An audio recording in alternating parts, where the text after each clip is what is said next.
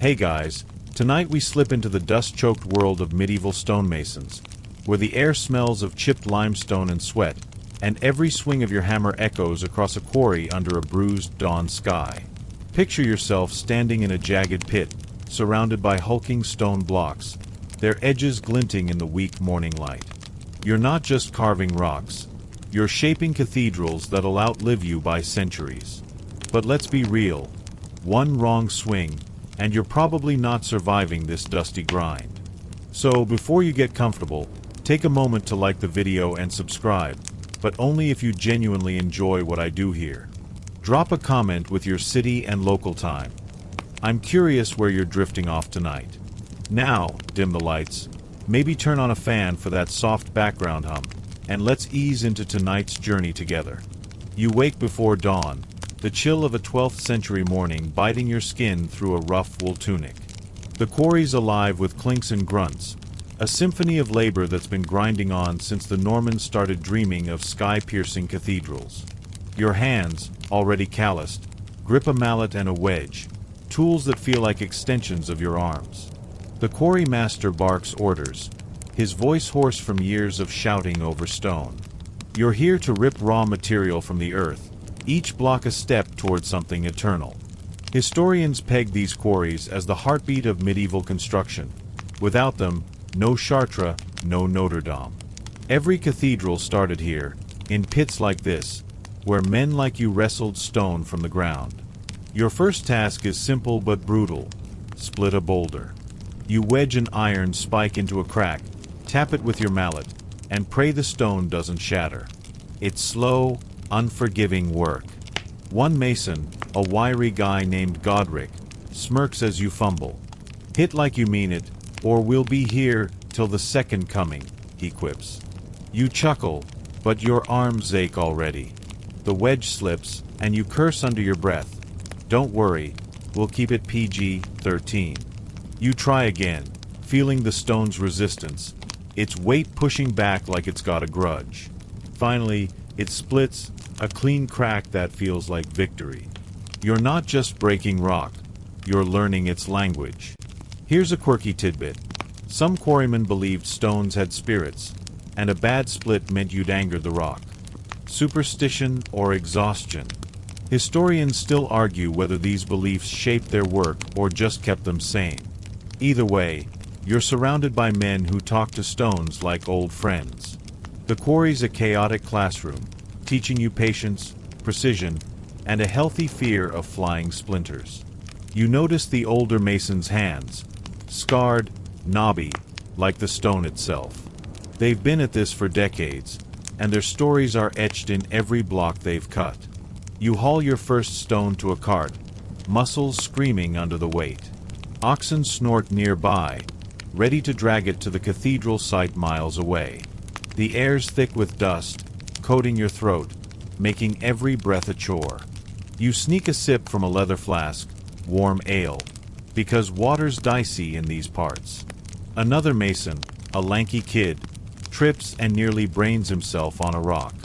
Careful, you mutter, or you'll be flatter than a monk's prayer book.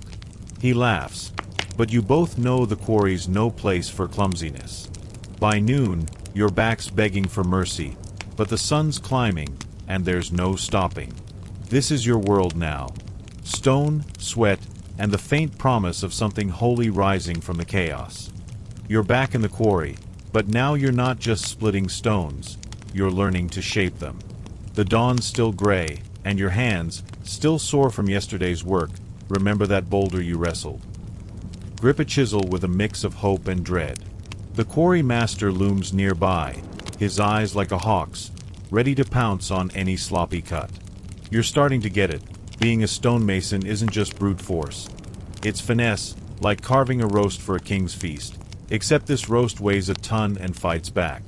Your job today is to turn a rough block into something a cathedral wall might actually accept. You start with the basics, a straight chisel and a wooden mallet. The chisel's iron tip is blunt, not from poor craftsmanship but from design. Sharp edges dull too fast against limestone. You tap, tap, tap, each strike sending a jolt up your arm. The stone's surface flakes away, revealing a smoother face beneath. It's meditative, almost, until a chip flies into your eye. You blink it out, muttering something about needing medieval safety goggles. That's your first laugh of the day. Trust me, we'll get two more. A historical fact to anchor us. By the 12th century, masons across Europe were standardizing stone sizes, making cathedral construction faster and more precise. Your block needs to fit those specs, or it's back to the quarry floor. The trick is learning the stone's grain. Limestone's tricky. It splits clean along its natural lines but shatters if you force it. You angle your chisel, mimicking the older masons, who move like they're dancing with the rock. One of them, a grizzled man named Elric, shows you how to read the stone's veins, like reading a map to a treasure nobody else sees. You try it, and the block starts to obey, its edges smoothing under your strikes. But then you overdo it, and a corner cracks. Elric snorts. "Stone's not your wife. Don't love it too hard." You grin, but your pride stings. Here's a quirky tidbit. Some masons carved tiny faces or symbols into blocks, hidden where no one but God would see them. Was it devotion or just boredom? Historians still argue whether these secret marks were spiritual offerings or medieval graffiti. Either way, you're tempted to scratch a little smiley face into your block, but Elric's watching, and he's not the forgiving type. You focus instead on the rhythm. Tap, chip, tap, chip. The mallet's weight feels good now, like an extension of your will. You're not just shaping stone. You're shaping yourself into something more than a quarry grunt. The quarry hums around you. Other masons shout, hammers clang, and oxen groan under their loads. You notice the dust settling into your tunic, turning it a ghostly white. Your hands are starting to look like the stone itself. Hard, dusted, unyielding. You pause to swig some ale, warm and slightly sour, because nobody's boiling water for purity in 1180. A kid nearby, barely 15, swings his mallet too wild and nearly takes out his own foot. "Easy, lad," you call, "or you'll be hobbling to vespers." That's 2 jokes down. The kid laughs, but you see the fear in his eyes. This works no game. By midday, your block's taking shape, almost ready for the cart. It's not perfect, but it's square enough to pass Elric's squint. You run your hand over its surface, feeling the faint ridges left by your chisel. It's yours, this piece of the cathedral, and that thought hits you like a warm breeze. You're not just a pair of hands. You're part of something bigger, something that'll stand when your bones are dust. But the day's not done. The master's already pointing to another boulder, and your arms groan at the sight. This is the mason's life. One stone at a time, one ache at a time, building something eternal while your body begs for a nap. You stand at the edge of the quarry, your hands still tingling from chiseling that block into submission. Remember Elric's smirk when you finally got it right. Now, you're staring at something bigger than any single stone, the dream of a cathedral. It's not just a building, it's a vision, a stone prayer meant to pierce the heavens. You're starting to understand why men like you, dusty and aching, pour their lives into this. The air hums with purpose, and you can almost see the spires in your mind, rising like a promise against the gray morning sky. But let's not get too romantic. One slip, and you're still not surviving this gig. You're at the cathedral site now, a sprawling chaos of carts, ropes, and half-shaped stones. The master mason, a wiry man named Hugh, sketches plans on a wax tablet, his fingers stained with charcoal. He's not just building a church, he's chasing eternity. You overhear him muttering about divine proportions, and you realize this isn't just about stacking rocks. A historical fact grounds us. Cathedrals like Chartres or Salisbury, built in the 12th and 13th centuries, were designed to mirror the order of the cosmos, their layouts based on sacred geometry.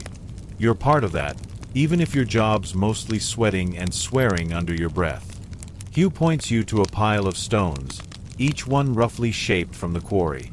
Your task is to fit them into a wall, but first, you need to grasp the why. The cathedral's not just a place for prayer, it's a statement. Bishops and kings wanted to scream power, faith, and a touch of, "Look how rich we are." You chuckle, imagining a medieval bishop flexing his cathedral like it's a shiny new chariot. That's your first laugh. 2 more to go. But the vision's real. Every stone you touch is meant to outlast empires, to carry souls closer to God. You feel the weight of that, and not just in your sore arms. You kneel by a foundation trench, where the earth's been clawed open to hold the cathedral's base. The plan's ambitious, pointed arches, ribbed vaults, walls so thin they seem to float. You wonder how it'll stand without collapsing like a bad loaf of bread. Hugh catches your frown and grins. "Trust the math, lad," he says, tapping his temple. You nod, but you're not convinced. Historians still argue whether these early Gothic designs were reckless genius or divine inspiration. Did the Masons know they'd hold, or were they just praying really hard? Either way, you're here to make it real, one block at a time. Here's a quirky tidbit. Some cathedral plans were so ambitious that builders knew they'd die before seeing them finished. Generations of masons worked on single projects, passing tools from father to son like family heirlooms.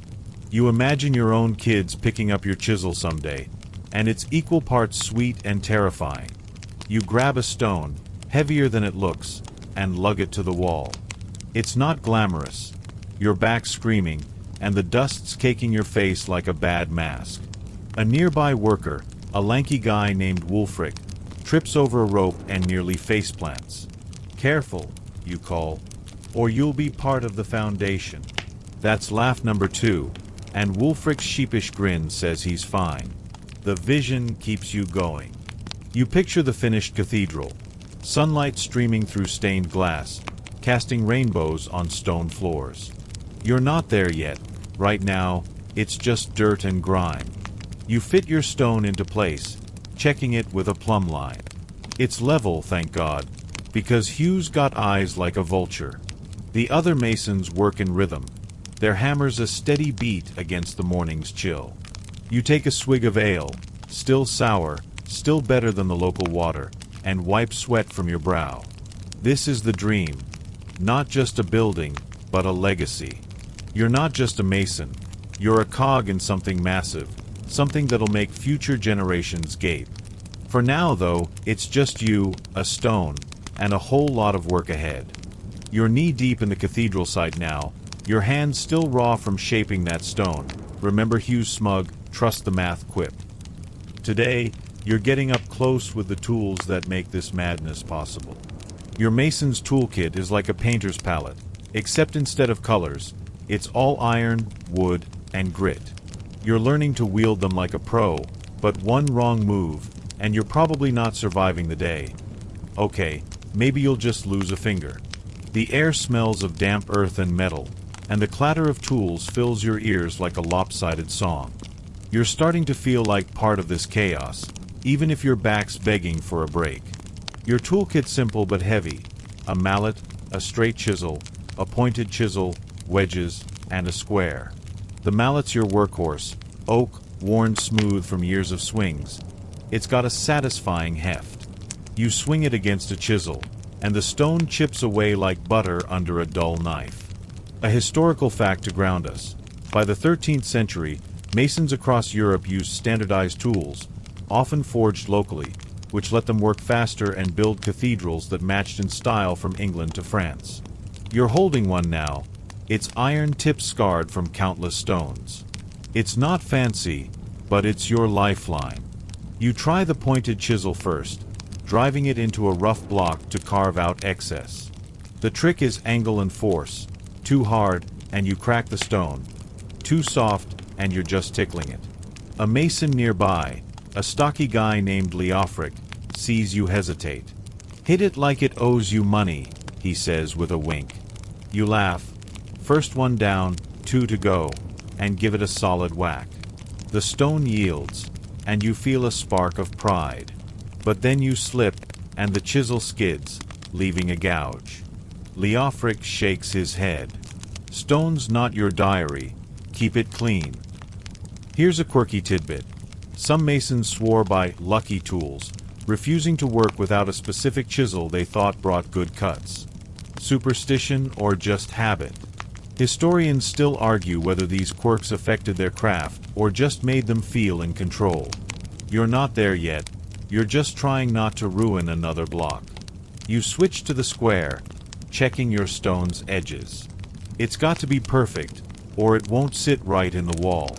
You run your fingers over the surface, feeling every nick like it's a personal insult. The chisel's your brush, the stone your canvas, and you're no Michelangelo yet. The other masons are a blur of motion around you. One drops his mallet, and it lands inches from your foot. "Watch it," you mutter, "or we'll be carving you next." That's laugh number 2, and the guy mumbles an apology, red-faced. You're getting the hang of the tools, but it's slow. The wedge is your next challenge. Used for splitting bigger blocks, it's a brute's tool. You hammer it into a crack, and the stone groans before splitting clean. It's satisfying, like cracking a walnut, except this walnut could crush you. You're learning to respect the tools as much as the stone. By noon, your arms are jelly, and the sun's baking the sight. You take a swig of ale, still that sour stuff, because nobody's invented clean water yet. Your toolkit's scattered around you, each piece a little more familiar. The square's your favorite now. It's like a stern teacher, keeping your work honest. You check your block again, and it's close to perfect. Leofric nods, a rare sign of approval. You're not just swinging tools. You're shaping a cathedral, one chip at a time. But the day's not over, and there's another stone waiting. You grab your mallet, ready to keep building, one swing, one ache, one dream at a time. You're back in the quarry, the sun barely up, your hands still tingling from those chisels you wrestled yesterday. Remember Leofric's, hit it like it owes you money, jab. Now, you're deep in the heart of quarry life, where the real grind happens. The air's thick with dust, stinging your eyes, and the ground vibrates with the clink of hammers and the bellow of oxen. You're not just shaping stones anymore, you're ripping them from the earth itself, a battle against rock that feels older than time. One wrong move, and you're probably not surviving a collapsing boulder, but let's not dwell on that. You're here to haul, sweat, and maybe curse a little under your breath. The quarry's a raw, jagged world. You stand in a pit, surrounded by walls of limestone, their surfaces scarred from centuries of cutting. A historical fact to anchor us.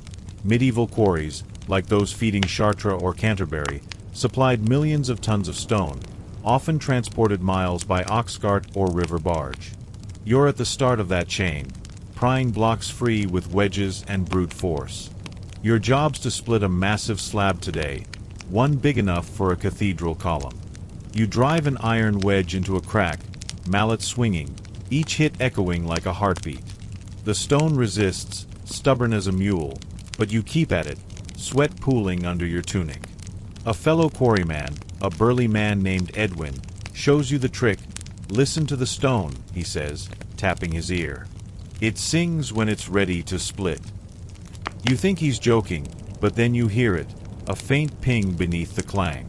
You laugh, half expecting the stone to start humming a tune. That's your first chuckle. 2 more coming.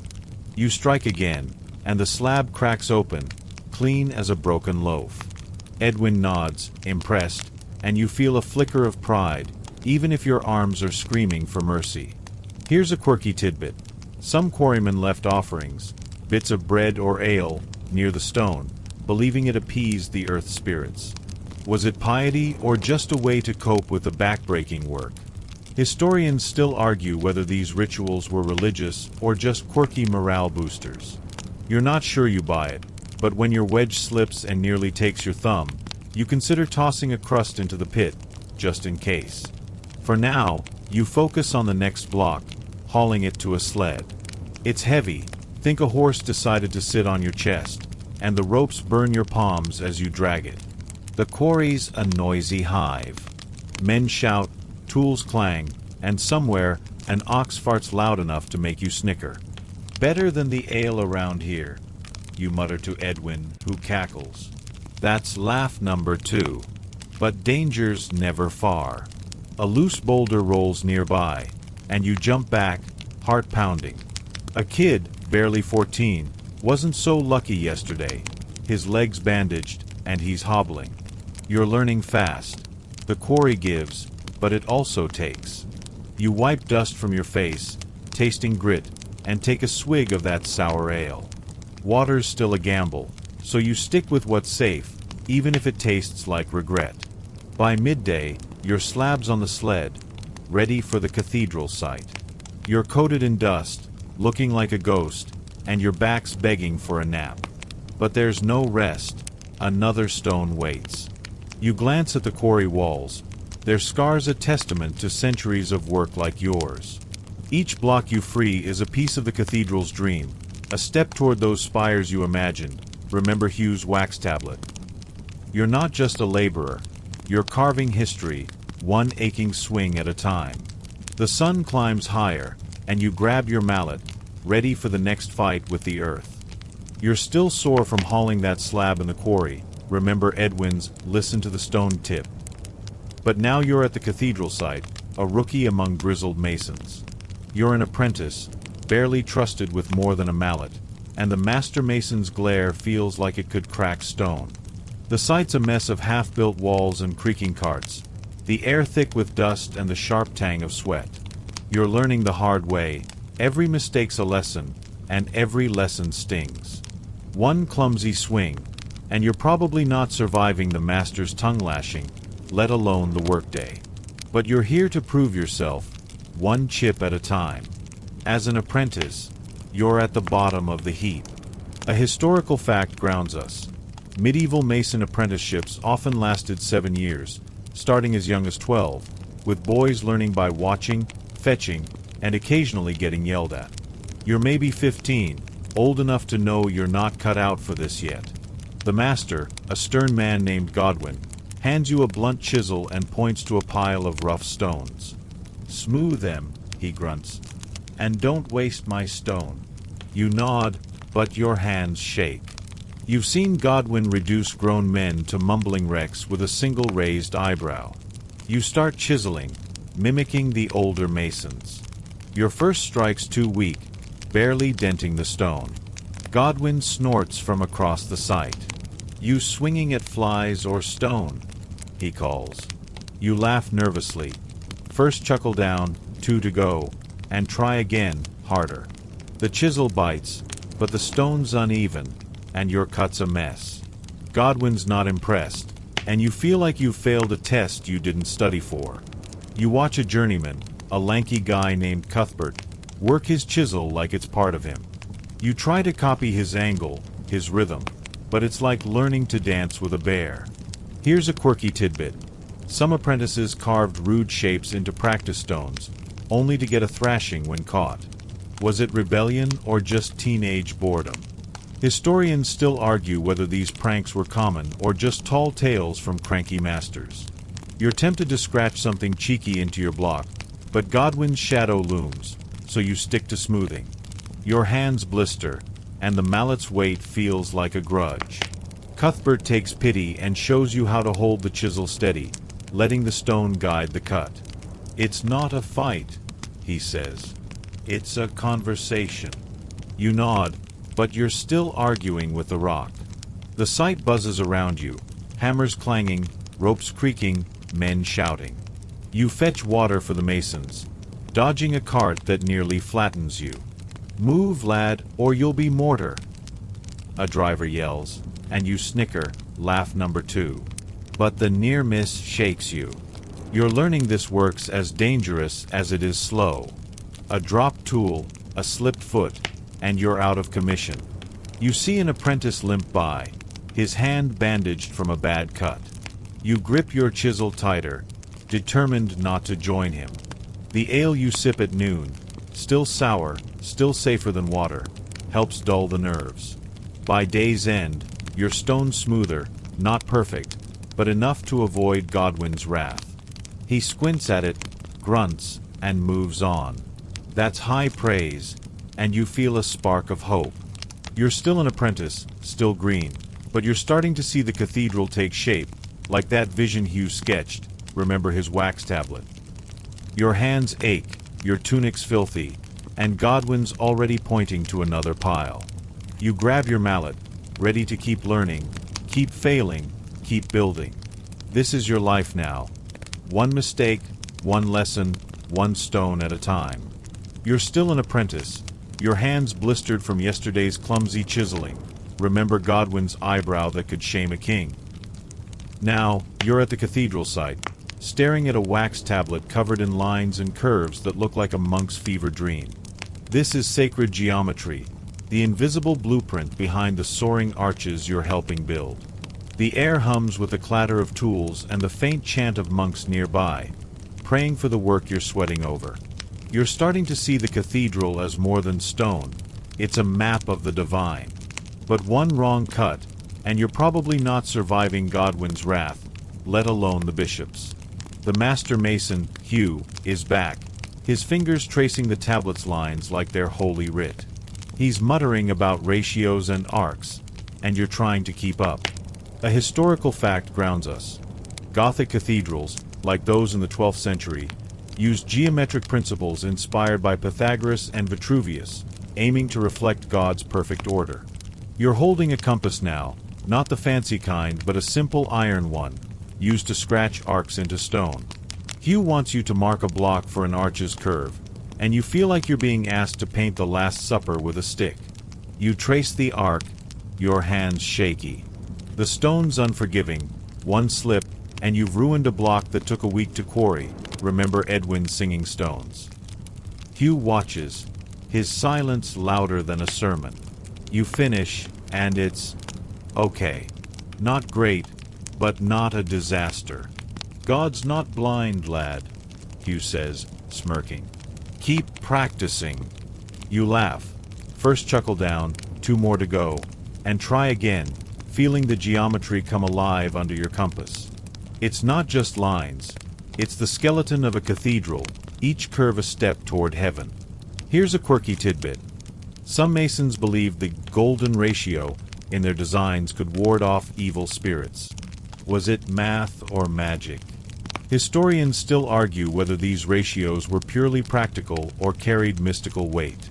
You're not sure, but as you scratch another arc, you feel a strange calm, like you're tapping into something bigger.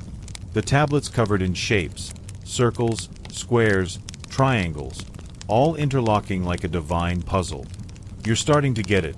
Every stone you touch has to fit this cosmic plan, or the whole thing collapses like a bad joke. The site's alive around you. A journeyman drops his chisel, and it skids across your foot. Sorry, lad, he mumbles.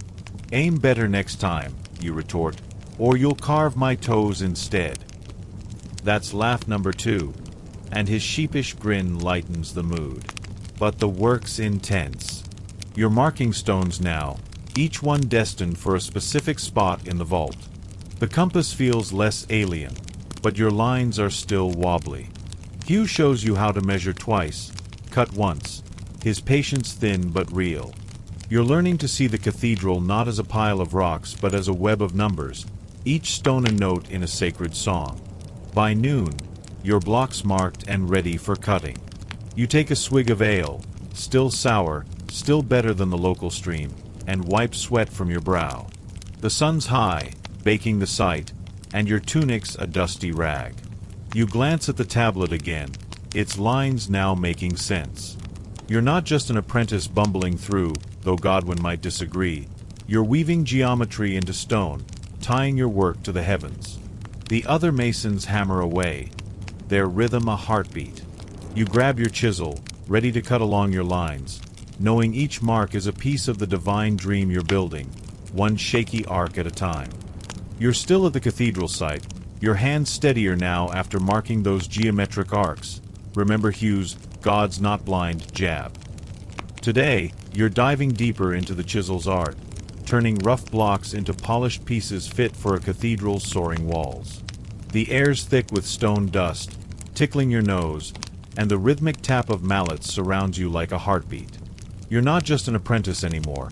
You're starting to wield your chisel like a painter's brush, but one slip, and you're probably not surviving the master's critique, or worse, a cracked stone. This is where you prove you're more than a sweaty kid with a hammer. Your tool today is the straight chisel. It's iron edge blunt but precise, designed to shave stone smooth. A historical fact grounds us.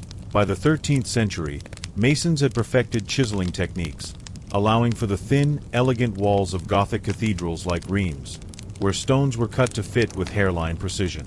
You're working on a block for a window frame, aiming for a surface so smooth it could pass for a monk's prayer book. You angle the chisel, tap it with your mallet, and watch thin flakes fall like snow. It's slow, almost hypnotic, until a chip flies and nearly takes your eye. You blink hard, muttering about needing a medieval optometrist. That's your first laugh. 2 more to go. A journeyman, a wiry man named Alfric, watches you work. Grip it like a lover, not a foe, he says, showing you how to let the chisel glide. You try it, and the stone responds, its surface evening out under your strikes. But then you push too hard, and a chunk splits off. Alfric sighs. Stone's not your enemy, but it's not your friend either. You nod, chastened, and start again, feeling the rhythm. The chisel's an extension of you now. Each tap a conversation with the stone, like Edwin's singing quarry rocks. Remember that ping? Here's a quirky tidbit. Some masons carve tiny, hidden initials into their stones, a secret signature for posterity. Was it pride or a bid for immortality? Historians still argue whether these marks were acts of ego or quiet rebellion against anonymity. You're tempted to sneak your own mark, but Alfric's hovering, and you'd rather not face his lecture. Instead, you focus on the block, smoothing its edges until they're crisp. The cathedral's walls demand perfection. Any flaw could weaken the structure, and you're not about to be the guy who brings down a spire. The site hums around you. A cart rumbles by, and you dodge it, nearly tripping over a stray mallet. Careful, you call to the driver, or you'll be paving the floor with me. That's laugh number 2, and his grunt is as close to a smile as you'll get. The work's unforgiving. One mason's nursing a bruised hand from a mis-aimed swing. You're learning to respect the chisel's power, its ability to shape or ruin. You take a swig of ale at noon. Still that sour stuff, because clean water's a dream for the next century. Your block's nearly done, its surface gleaming in the sun. Alfric nods, a rare approval, and you feel a spark of pride. You're not just chiseling now, you're crafting a piece of eternity. The window frame will hold glass that'll glow like heaven's light, part of the divine geometry you traced. Remember Hugh's tablet. Your hands ache, but they're steadier, your cuts cleaner. The other masons work in sync, their chisels flashing like fireflies. You grab your mallet again, ready for the next block, knowing each strike brings you closer to mastering this craft. You're building a cathedral, one careful chip at a time, and maybe, just maybe, you're becoming a mason worth remembering. You're still chiseling away at the cathedral site, your hands more confident after smoothing that window block. Remember Alfric's grip it like a lover advice. Now, you're stepping into the shadowy world of the Masons Guild, a secretive club that feels like a mix of trade union and mystic cult. The air's heavy with dust and the faint smell of burning tallow from nearby torches, casting flickering shadows on half-built walls. You're not just shaping stone anymore, you're brushing against the guild's mysteries, their rules, and their whispered traditions. One wrong word, and you're probably not surviving the guild's disapproval, or at least their cold stares. The guild's your lifeline, a brotherhood that controls who works and who starves. A historical fact grounds us.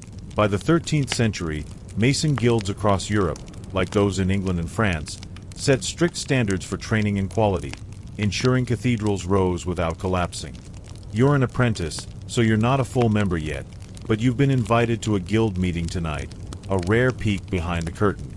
It's held in a dim tavern, where masons huddle over ale, their voices low. The guild master, A grizzled man named Baldwin eyes you like you're a stray dog. Speak only when spoken to, he warns. You nod, feeling like you've wandered into a wolf's den. Baldwin talks about the craft, his words heavy with meaning. The guild guards secrets, not just how to cut stone, but how to live as a mason. They've got codes, handshakes, even symbols scratched into walls that outsiders wouldn't notice. You're itching to ask questions, but Baldwin's glare keeps you quiet. A journeyman leans over, whispering, "They say the guild knows spells to make stones sing." You chuckle. First laugh down, 2 more to go, but you're not sure he's joking. The guild's power feels real, like the weight of the cathedral itself. Here's a quirky tidbit. Some guilds supposedly hid coded messages in cathedral carvings, meant only for other masons. Were they practical notes or esoteric riddles? Historians still argue whether these symbols were just trademarks or something more mystical. You're not privy to those secrets yet, but you notice a mason tracing a strange sign on his mug, a quick flick of his knife. You pretend not to see, focusing on your ale, still sour, still safer than water. The guild's rules are clear: loyalty, skill, silence. Break any, and you're out, maybe worse. You're learning fast. Being a mason means keeping your mouth shut as much as your chisel sharp. The meeting ends, and you're back at the site by dawn, your head buzzing with guild talk. A mason drops a wedge near your feet, and you pick it up. "Careful," you say, "or you'll start a guild feud over a lost tool." That's laugh number 2, and he grins, relieved. But the work's no lighter. You're smoothing another block, your chisel moving with more confidence now. Remember Alfric's lessons. The guild's watching, though. Baldwin's men are everywhere, noting who's skilled, who's sloppy. You feel their eyes, and it makes your hands steadier. A journeyman nearby cuts his thumb, cursing softly. You're reminded this work's dangerous, guild or no guild. By noon, your block's done, and you're starting to feel the guild's pull. It's not just about stone, it's about belonging, about being part of something bigger than yourself, like the cathedral's divine plan. Remember Hugh's sacred geometry. You're still an apprentice, but the guild's secrets are starting to sink in, like dust settling into your skin. You grab your mallet, ready for the next stone, knowing each cut brings you closer to the craft's heart. The guild's a mystery, but you're in it now, one chip, one secret at a time. You're back at the cathedral site, your hands steadier after that guild meeting's cryptic whispers. Remember Baldwin's wolf den stare. Now, you're stacking stones, building the actual walls that'll hold up this divine dream. The air's sharp with the scent of damp mortar and chipped limestone, and the clink of tools mixes with the grunts of masons around you.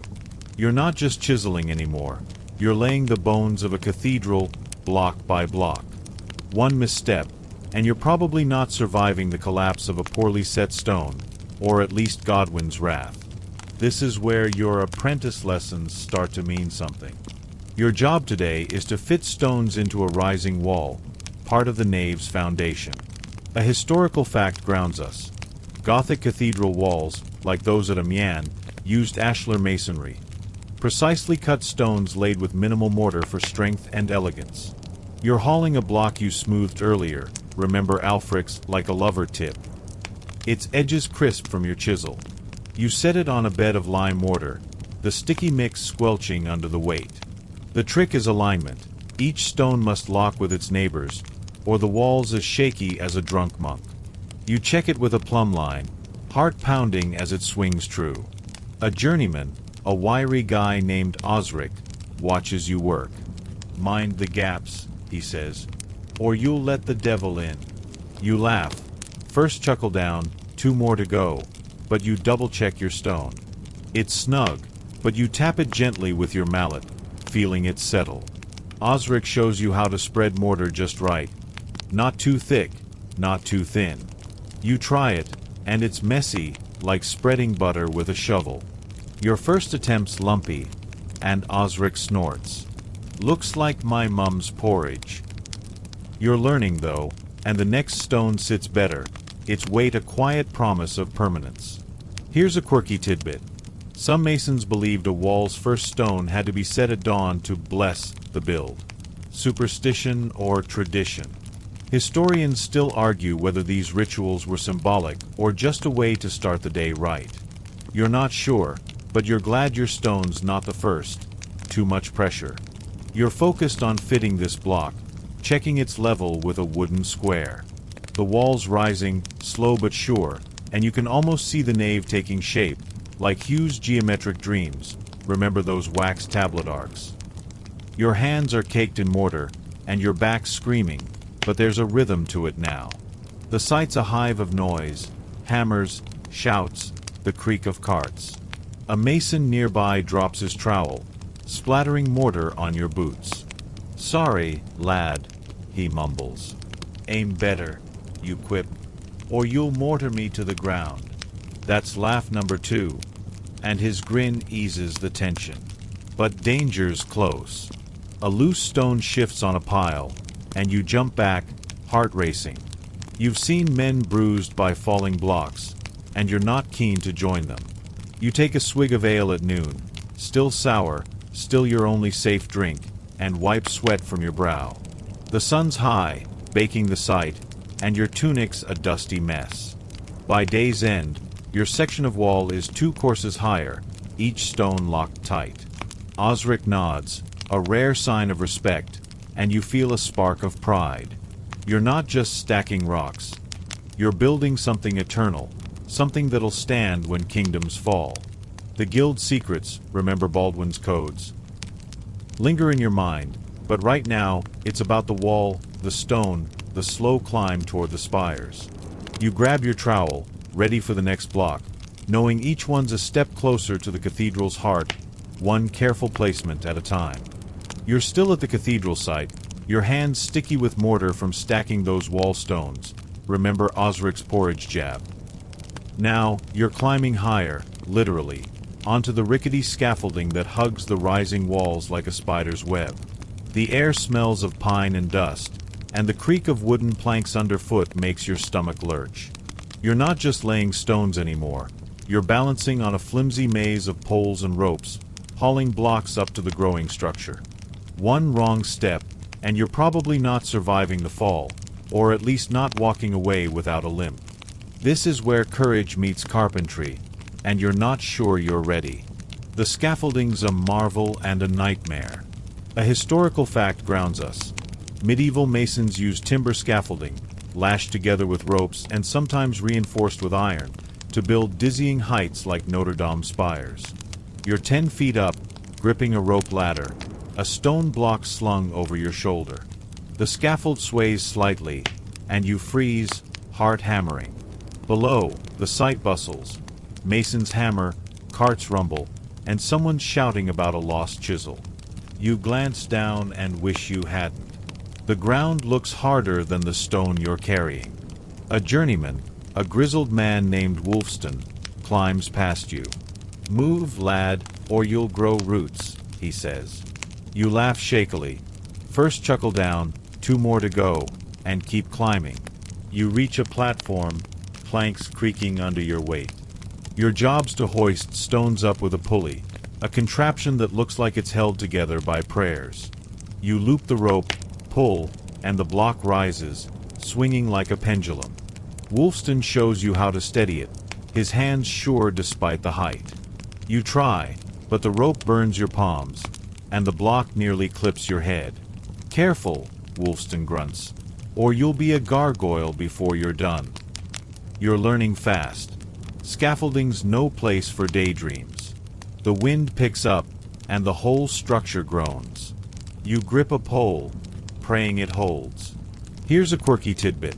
Some masons tied charms to the scaffolding, believing they'd keep the devil from loosening the ropes.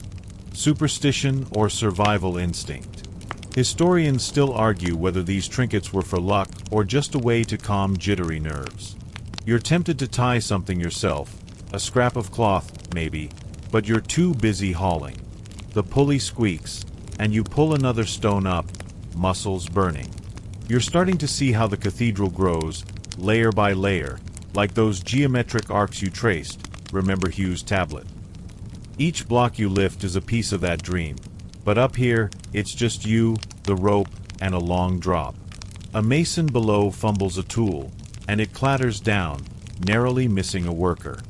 "Watch it," you shout, "or you'll build a grave instead." That's laugh number 2, and the guy waves an apology, red-faced. But the danger's real.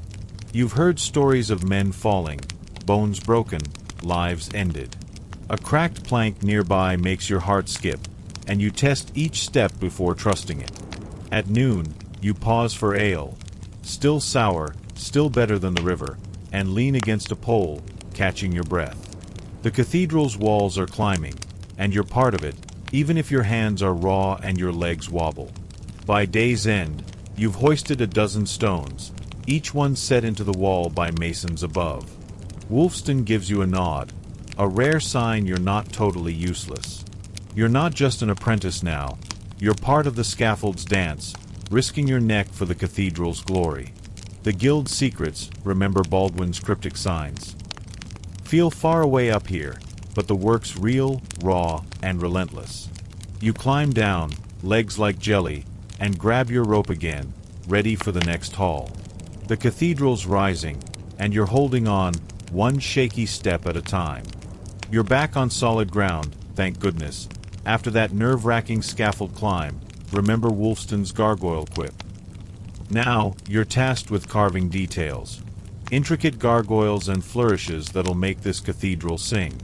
The air's thick with the scent of fresh-cut stone and the faint smoke of nearby torches, their light dancing on half-formed figures. You're not just stacking blocks anymore.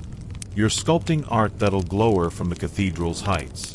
One wrong chisel stroke, and you're probably not surviving the master's scowl, or worse, ruining a stone that took days to haul. This is where your chisel becomes a storyteller. Your new tool is a fine-pointed chisel, sharp enough to etch delicate lines. A historical fact grounds us. Gothic cathedrals, like those in the 13th century, featured elaborate carvings, gargoyles, saints, grotesques, designed to teach, scare, or drain rainwater. You're working on a gargoyle, a leering creature meant to perch on a buttress. The block's rough, but you see the beast within, waiting to be freed. You tap gently, carving its snarling mouth, each stroke peeling away stone like skin. It's slow, precise, and your hands tremble with the pressure. A mason named Edric, with a beard like a bramble, watches. "Make it ugly," he says. "God loves a good scare." You laugh. First chuckle down, 2 more to go. You shape the gargoyle's eyes, giving them a glint of mischief. The chisel feels alive, but one slip and you'll gouge its face into a mess. Edric shows you how to curve the tool, letting the stone's grain guide you, like Alfric's lover, not foe advice, remember that. You try, and the gargoyle's snout emerges, jagged and fierce. But then you nick its ear, and Edric sighs. It's a gargoyle, not a puppy. You're learning. Detail work demands patience, not just skill. The cathedral's walls loom around you. Their plain blocks a contrast to your creature's growing personality. Here's a quirky tidbit. Some carvers snuck body figures into their work, hidden in corners where bishops wouldn't look. Were they joking or rebelling? Historians still argue whether these cheeky carvings were defiance or just medieval humor. You're tempted to give your gargoyle a sly grin, but Edric's watching, and you'd rather not test his patience. You focus on the claws, chiseling each one with care. The stone dust coats your hands, turning them ghostly, and your back aches from hunching. The site hums, hammers clank, men shout, and a cart creaks nearby. You dodge a stray pebble kicked up by a passing worker. "Watch it," you mutter, "or my gargoyle's eating you next." That's laugh number 2, and he chuckles, waving you off. Danger's never far. A carver nearby slices his finger, blood mixing with dust. You wince, gripping your chisel tighter. At noon, you pause for ale, Still that sour stuff, because clean water's a fantasy, and wipes sweat from your brow. The sun's high, baking the sight, and your tunic's a gritty rag. Your gargoyle's taking shape, its face now fierce enough to scare demons. Edric nods, a rare approval, and you feel a spark of pride. You're not just carving, you're breathing life into stone, adding to the cathedral's story. Remember Hugh's divine geometry. The guild's secrets, Baldwin's coded signs. Hover in your mind, but right now, it's you and the gargoyle, locked in a dance of iron and stone.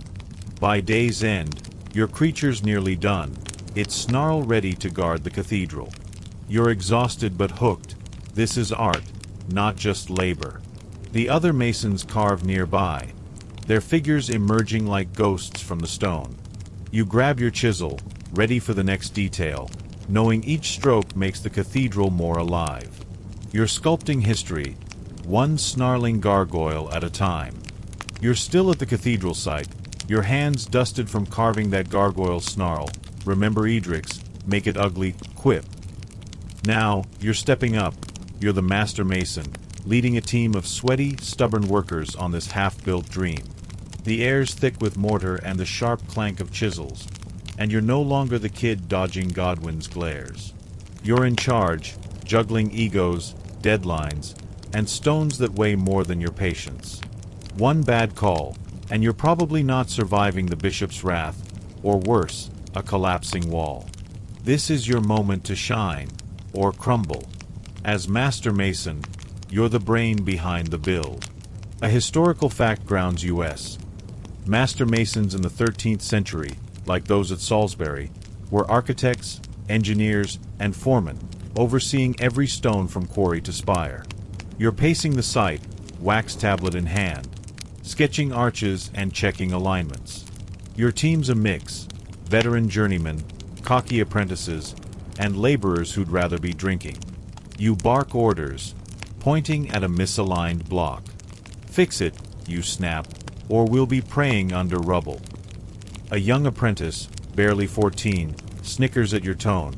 First laugh down, 2 more to go, and you shoot him a look that could crack limestone. You're managing chaos. A journeyman argues about a stone's fit. You show him the plumb line, proving it's off. He grumbles but complies. You've learned from Hugh's sacred geometry, remember those arcs, and Alfric's chisel finesse, but now it's about control. You check a vault's curve, ensuring it matches your plan. If it fails, the cathedral falls, and your name's mud. A laborer drops a mallet, nearly hitting your foot. Careful, you growl, or you'll be hammering with your teeth. That's laugh number 2, and his sheepish nod keeps the mood light. But the pressure's real, every decision's a gamble, and you're betting your reputation. Here's a quirky tidbit. Some master masons left signature carvings, like a unique flourish, to mark their work. Was it pride or a claim to immortality? Historians still argue whether these marks were personal or just guild tradition. You're tempted to carve a sly detail into a cornerstone, but there's no time, your team's bickering again. You settle a dispute over mortar mix, then climb a scaffold, remember Wolfston's creaky nightmare, to inspect a new arch. The view's dizzying, but you spot a crack in a keystone. You order it replaced, heart pounding. One mistake, and you're done. The site's a noisy beast, hammers, shouts, creaking pulleys. You're everywhere, checking stones, calming tempers, dodging carts. A laborer spills ale on your plans, and you bite back a curse. PG-13, remember?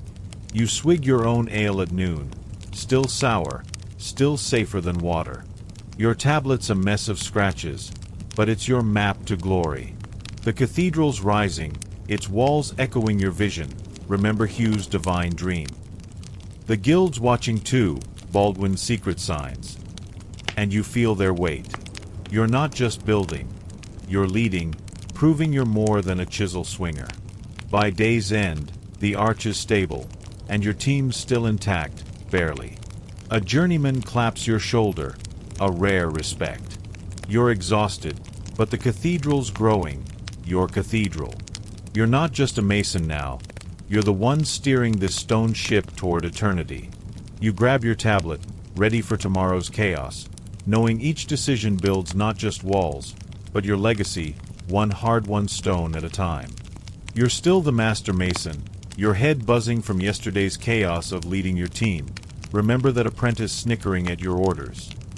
Now, you're grappling with new tools that are changing the game. The cathedral site hums with the usual clatter of hammers and creaking scaffolds, but there's a fresh edge in the air, literally. You're testing sharper chisels and heavier mallets, tools that promise faster work but demand new skills. One clumsy swing, and you're probably not surviving a shattered block, or worse, the bishop's frown when deadlines slip. You're adapting, and so is your craft, one evolving tool at a time. These new tools are a leap forward. A historical fact grounds us. By the late 13th century, advances in ironworking led to stronger, more precise masons' tools, like toothed chisels and geared pulleys, speeding up cathedral construction across Europe. You're holding a toothed chisel now, its serrated edge biting stone like a hungry beast. It's faster than the old straight chisel, remember Alfric's, like a lover tip. But it's trickier, too. You test it on a block, carving a clean groove, but the stone fights back, spitting dust in your face. You cough, muttering about needing a medieval dust mask. That's your first laugh. 2 more to go. A journeyman, a stocky man named Godric, shows you how to angle the toothed chisel for maximum bite. It's like taming a horse, he says, firm but not cruel. You try again, and the stone yields, its surface smoother than before. But you slip, and the chisel gouges too deep. Godric sighs. You're not carving your name in history yet. You're learning. New tools mean new mistakes. The geared pulley's next, a clunky contraption that lifts stones faster than the old ropes. Remember Wolfston's scaffold nightmare. You crank it, and a block rises, but the gears jam, nearly dropping it. You curse, PG-13 style, and reset the mechanism. Here's a quirky tidbit. Some masons believed new tools were cursed by old spirits who preferred traditional ways. Superstition or resistance to change. Historians still argue whether these tales slowed tool adoption or were just grumbling from tired workers. You're skeptical, but when the pulley jams again, you half wonder if the old gods are laughing. You focus on the chisel, carving a test pattern for a vault rib. It's faster, cleaner, and you're starting to see why these tools matter. The cathedral's rising quicker, its curves sharper, like Hugh's sacred geometry, remember those wax arcs. The site's a whirlwind, shouts, clanks, a cart's creak. A laborer trips, spilling mortar near your feet. Watch it, you snap, or you'll be scrubbing my boots with that. That's laugh number 2, and his sheepish grin eases the tension. But danger's close.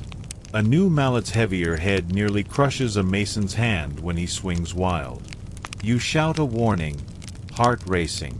At noon, you pause for ale, still sour, still safer than the river, and wipe sweat from your brow.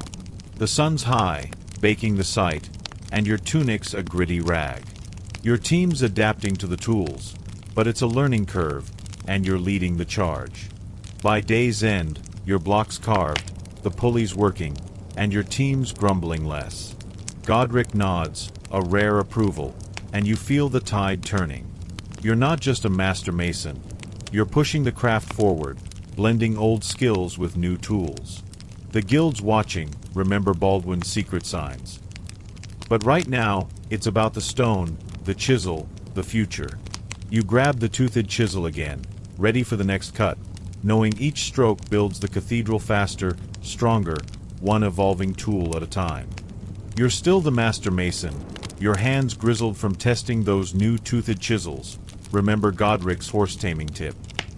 Now, you're not just leading a build, you're part of a bustling cathedral community, a village of workers, families, and hangers-on that sprung up around the site. The air's alive with the smell of baking bread, sizzling fat, and the ever-present dust of stone. You're not just stacking blocks or dodging pulley jams anymore. You're woven into a web of lives, all tied to this rising cathedral. One wrong move, and you're probably not surviving the gossip, let alone the bishop's deadlines. This is your world now, chaotic and vibrant. The site's a small town in itself. A historical fact grounds us. Major cathedral projects, like those at York or Reims in the 13th century, attracted hundreds of workers, creating temporary communities with markets, taverns, and even schools. You wander past a baker's stall, where a woman hands out crusty loaves to hungry masons. Kids dart through the crowd, dodging carts, while a blacksmith hammers nearby, sparks flying like tiny stars. You're checking a wall's alignment when a laborer's wife, Agnes, offers you a hunk of bread. "Keep your strength," she says. You grin, joking. "If only bread fixed my back." That's your first laugh. 2 more to go. You're not just a boss here. You're a neighbor. You settle a spat between 2 journeymen over a shared mallet, then help a kid retrieve a ball stuck under a stone pile. The community's tight. Everyone knows everyone's business. A mason named Leofric, a wiry gossip, tells you about a cook who swears her soup makes stones lighter. You roll your eyes, but when she ladles you a bowl at noon, better than that sour ale you're still drinking, you half believe her. The soup's hearty, and you're grateful, but you're learning this place runs on more than stone. It's food, banter, and shared sweat. Here's a quirky tidbit.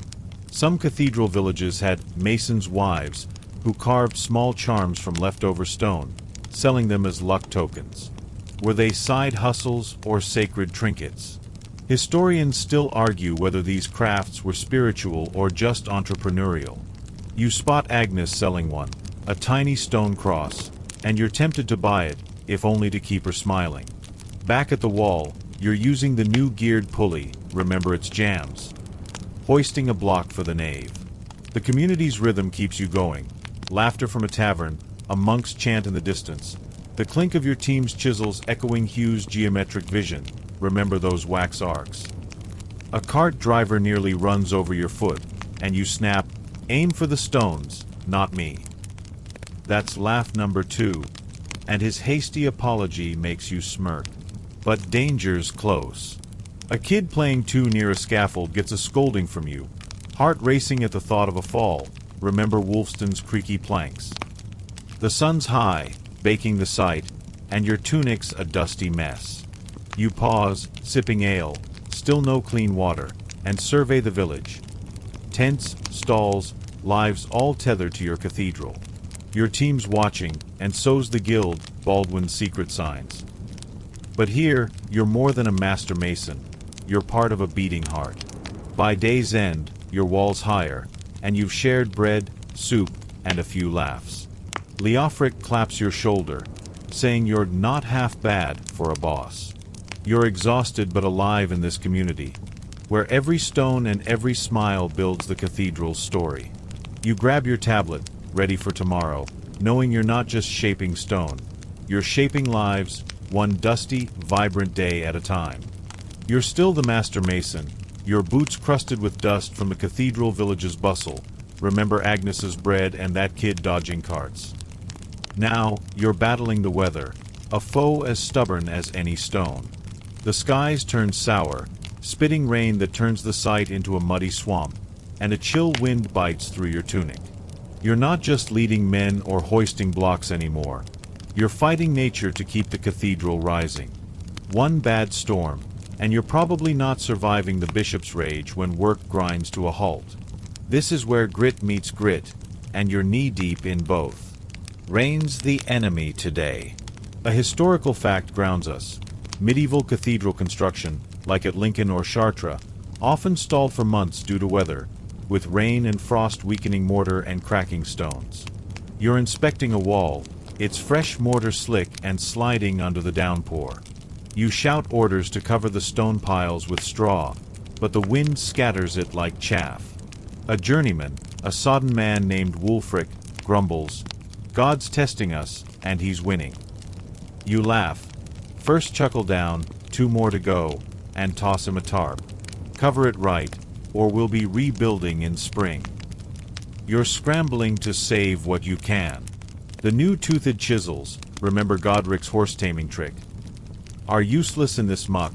Wet stone dulls them fast. You switch to hauling, dragging blocks under makeshift shelters. The mud sucks at your boots, and you nearly slip, cursing PG-13 style, as you catch yourself. The scaffold's a nightmare, remember Wolfston's creaky planks. It's ropes slick and planks warping. You order the men down, knowing a fall's too likely today. A laborer, soaked to the bone, drops a rope, and it snakes into the mud. Pick it up, you snap, or you'll be swimming home. That's laugh number 2, and his sheepish grin cuts the gloom. Here's a quirky tidbit. Some masons believed storms were God's wrath for sloppy work, and they'd pray over stones to calm the skies. Desperation or devotion? Historians still argue whether these rituals were faith or just a way to feel in control. You're not praying yet, but you're tempted when a gust nearly topples a tarp. You're checking the nave's foundation, ensuring the rain hasn't washed out the mortar. It's holding, barely, and you thank the guild's standards, remember Baldwin's cryptic rules. This is your cathedral, your legacy, and you'll be damned if a storm undoes it. The site's a soggy mess. Men slog through mud, carts bogged down, and the monks' chants in the distance sound drowned. You pause at noon, huddling under a tent for ale. Still sour, still better than the rainwater pooling everywhere. Your tunic's a sopping rag, and your hands are numb, but you're keeping the team moving. A crack in a stone worries you. Frost could widen it overnight. You mark it for replacement, cursing the weather again. The village around you, remember Leofric's gossip, keeps going, wives and kids huddling in tents, their fires sputtering. You're not just fighting rain.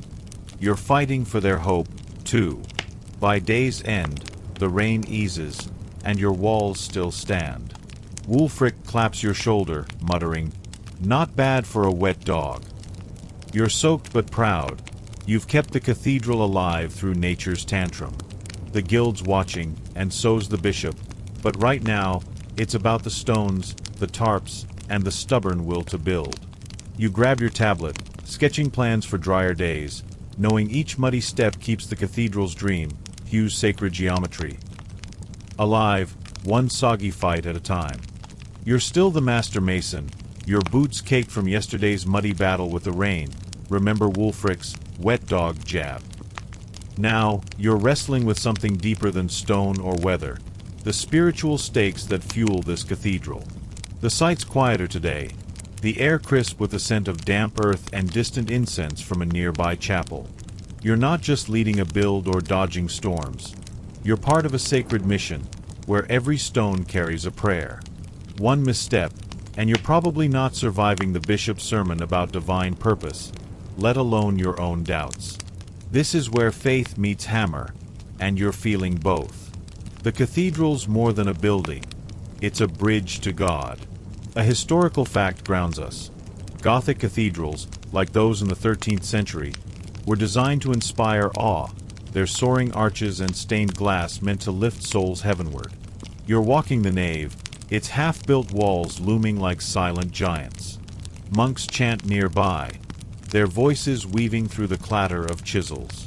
You're checking a vault's keystone, but your mind's on the bigger picture. This place will host pilgrims, baptisms, kings' coronations. Your work's eternal, and that hits you like a mallet. A journeyman, a solemn man named Elric, notices your pause. Building for God, hope he's patient. You laugh. First chuckle down, 2 more to go. You're not religious, not like the monks, but you feel the weight. Every stone you set, remember Osric's mortar lessons, is a step toward something holy. You trace a carving, a saint's face you helped sculpt, Edric's, make it ugly gargoyle days, and wonder if it's watching you. The bishop visits, his robe sweeping the dust, praising your progress but urging speed. God's house waits for no man, he says. You nod, but you're thinking, God's house could use better funding. The men need feeding, tools need sharpening, and you're juggling it all while pondering eternity. It's a lot for a mason. Here's a quirky tidbit. Some workers believed a cathedral's stones absorbed prayers, making them stronger. Faith or folklore? Historians still argue whether this belief shaped construction or just comforted tired hands. You're not sure, but when a stone fits perfectly, it feels like a small miracle. You're using the new toothed chisel, Godric's horse-taming trick, carving a delicate vine for a column. The work's precise, almost meditative, and you lose yourself in it, the chisel's rhythm syncing with the monk's chants. The guild's rules, Baldwin's secret signs, linger, but faith drives you now, not just craft. The site's alive, hammers ring, ropes creak, a cart rumbles. A laborer drops a trowel, splattering mortar. Careful, you call, or you'll anoint me instead of the stone. That's laugh number 2, and his grin lightens the mood. But danger's close. A loose block shifts, nearly crushing a boy fetching water. You shout, heart racing, and pull him clear. At noon, you pause for ale, still sour, still your safest bet, and lean against a wall, feeling its solid promise. The village hums nearby, Agnes's stone charms, tying your work to their lives. You're building for them, for God, for history. By day's end, your vine carving's done, and the vault's holding strong. Elric nods, saying, God might approve. You're exhausted but lifted. This cathedral's your prayer, too. You're not just a master mason. You're a steward of something sacred, weaving faith into stone, Hugh's divine geometry. You grab your tablet, sketching tomorrow's work, knowing each cut carries a higher purpose, one eternal stone at a time. You're still the master mason, your hands steady from carving that vine under the weight of divine purpose. Remember Elric's God might approve nod. Now, you're facing the raw danger of the cathedral site, where accidents lurk like wolves in the dust. The air's thick with the grit of stone and the sharp tang of sweat, and the clatter of tools is punctuated by shouts and the occasional curse. PG-13, of course. You're not just leading or pondering faith anymore. You're dodging disaster, keeping your team alive. One wrong move, and you're probably not surviving a falling block or the guilt of losing a man. This is where skill meets survival. The site's a minefield. A historical fact grounds us. Cathedral construction in the 13th century was deadly, with records from sites like Canterbury showing workers crushed by stones or falling from scaffolds. You're inspecting a new arch, climbing a scaffold, remember Wolfston's creaky nightmare, when you hear a crack. A block slips above, tumbling toward a journeyman below. You shout, "Move!" and he dives, the stone crashing inches from his head. Your heart's pounding, and you bark at the team to secure the load. A laborer, a wiry kid named Bjorn, looks shaken. "Thought I was a saint already," he mutters. You laugh. First chuckle down, 2 more to go, but it's a grim one. You're checking ropes and pulleys now, the geared ones you wrestled with before Godric's horse-taming days. A frayed rope could kill, so you order it replaced. The scaffold's planks are warped from rain, remember Wulfric's muddy fight. And you test each one, cursing their creaks. A mason nearby swings his mallet too wild, nearly clipping your arm. "Easy," you snap, "or you'll hammer my patience next." That's laugh number 2, and his sheepish nod eases the tension. But you've seen the cost of carelessness. A man limps by, his leg bandaged from a fall last week. You're responsible, and that weight's heavier than any stone. Here's a quirky tidbit. Some workers tied red thread to tools, believing it warded off accidents. Superstition or morale boost? Historians still argue whether these charms were practical or just desperate hopes. You're not tying threads, but you're double-checking everything. You climb to inspect a vault, your boots slipping on a wet plank. The cathedral's rising, its arches echoing Hugh's sacred geometry, remember those wax arcs. But every gain risks a loss. You spot a crack in a stone and mark it for replacement, knowing a flaw could bring it all down. The guild's standards, Baldwin's cryptic signs, demand perfection, and you're enforcing them, lives on the line. The site hums, hammers clang, ropes groan, a cart creaks past. The village nearby, Agnes's stone charms, keeps the mood alive, but danger's closer. At noon, you pause for ale, still sour, still safer than water, and wipe sweat from your brow. Your tunic's a dusty rag, and your hands ache from gripping tools. A boy fetching water trips, nearly crushed by a rolling block. You pull him clear, heart racing, and scold him gently. You're not just building a cathedral, you're guarding a fragile web of lives, all tied to your decisions. By day's end, the arch is secure, and no one's hurt today. Bjorn claps your shoulder, muttering, "You're keeping us alive, boss." You're exhausted but relieved. The cathedral's walls a testament to your vigilance. You're not just a master mason, you're a keeper of men, balancing faith and fear, Elric's divine stakes.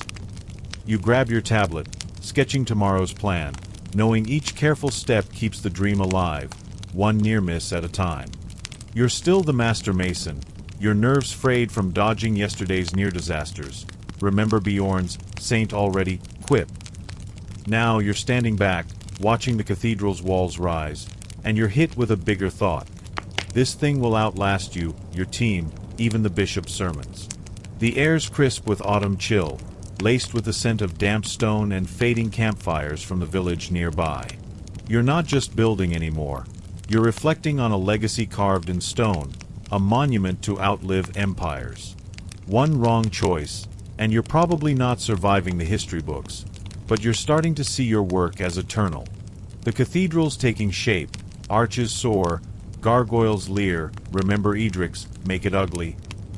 A historical fact grounds us. Gothic cathedrals like Chartres, built over decades, often outlasted their builders, standing for centuries as symbols of faith and craft. You walk the nave, its half-finished vaults casting long shadows. Each stone you've set, Osric's mortar days, carries your sweat, your doubts, your triumphs. You touch a carved vine, its curves echoing Hugh's sacred geometry, those wax arcs, and realize it'll be here when your grandchildren are dust. A journeyman, a quiet man named Cuthbert, joins you. "We're building forever," he says. You laugh softly, first chuckle down, two more to go, forever's a long shift. You're thinking of the men who came before, masons whose names are lost but whose stones still stand. You're adding to their story, your team's chisels, Godric's toothed ones, shaping a future you'll never see. The bishop wants it done faster, but you know quality lasts longer than haste. You check a new column, its base solid, and feel a flicker of pride. The guild's rules, Baldwin's cryptic signs, demand excellence, and you're delivering. But eternity's humbling. You're a speck in this cathedral's timeline. A laborer trips nearby, dropping a mallet. "Careful," you call, "or you'll be immortalized as a dent." That's laugh number 2, and his grin lightens the mood. Here's a quirky tidbit. Some masons believed their work pleased God so much he'd grant them a seat in heaven. Faith or ego? Historians still argue whether this belief drove their precision or just soothed their aches. You're not sure, but when a stone fits perfectly, it feels divine. You're overseeing a new arch today, ensuring its curve holds. The scaffold creaks, Wolfston's nightmare. But your team's careful, learning from yesterday's close calls, Bjorn's near crush. The village hums nearby, kids laugh, Agnes sells her charms, and you feel their lives woven into your work, a community building a legacy together. At noon, you pause for ale, still sour, still your safest drink, and lean against a wall, its cool stone grounding you. The sun's low, casting golden light through unfinished windows, hinting at the cathedral's future glory. You're tired, your hands scarred, but you're part of something bigger, something that'll stand when kings and wars fade. Cuthbert passes, nodding respect, and you know your team feels it too. You're not just a master mason, you're a link in a chain stretching across centuries, tying faith, Elric's spiritual stakes, to stone. By day's end, the arch is set, and the cathedral feels closer to eternity. You're not immortal, but your work might be. You grab your tablet, sketching tomorrow's plans, knowing each stone you place is a mark on history, one enduring chip at a time. You're still the master mason, your heart heavy with the weight of legacy from yesterday's reflections. Remember Cuthbert's "Building Forever" line. Now, you're placing the final stone in this phase of the cathedral, a moment that feels like the end of a long, dusty journey. The air's soft with the scent of fresh mortar and fading autumn leaves, and the site hums with a quieter energy, hammers slow, voices hush. You're not just setting a block, you're sealing a chapter of this eternal dream. One shaky placement, and you're probably not surviving the bishop's final inspection, but you're ready to make this count. The stone's a keystone, destined for a vault's apex, tying the arches together. A historical fact grounds us.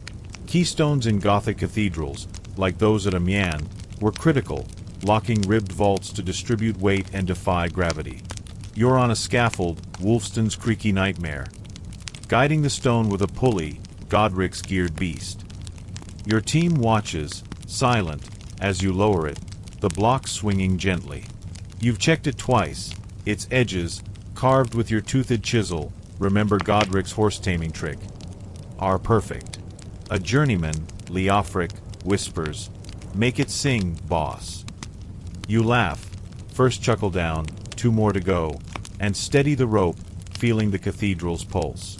You guide the keystone into place, mortar squelching softly. It fits, locking tight, and the vault feels alive, like Hugh's sacred geometry, those wax arcs come to life. The men cheer, a rare sound, and you grin, sweat stinging your eyes. But doubt lingers. Will it hold? You check with a plumb line, heart in your throat, and it's true. The guild standards, Baldwin's cryptic signs, are met, and you've done it. A laborer claps, nearly dropping his trowel. "Careful," you call, "or you'll christen the vault with that." That's laugh number 2, and his sheepish wave warms the moment. Here's a quirky tidbit. Some masons carved a final mark on keystones, believing it sealed the building's soul. Tradition or superstition? Historians still argue whether these marks were symbolic or just a flourish of pride. You're tempted to carve something, a tiny cross maybe, but the bishop's watching, and you settle for a nod to the stone. The village nearby, Agnes's charms, buzzes with pride, kids peeking at your work. At noon, you pause for ale, still sour, still safer than water, and lean against a wall, its cool strength a reminder of your journey from Quarry Grunt, Edwin's singing stones, to master. By day's end, the keystone set, the vault complete. Leofric claps your shoulder, saying, "It'll stand till Judgment Day." You're exhausted but fulfilled. This cathedral's your mark on eternity.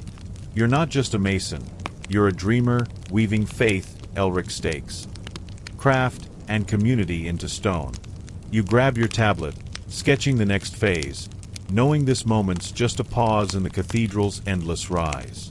As the sun dips low, casting golden light through unfinished windows, you feel the world slow.